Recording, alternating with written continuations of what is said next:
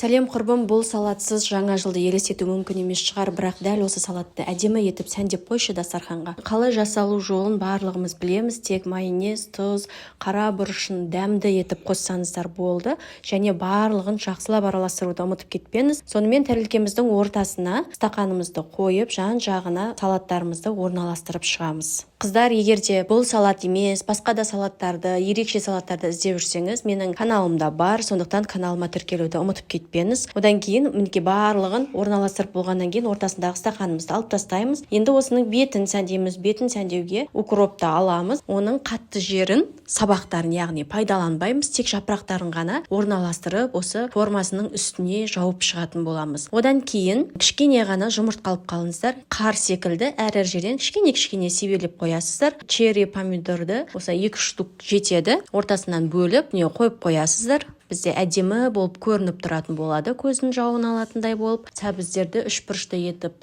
кесіп, ойыншық секілді қойып қойдым.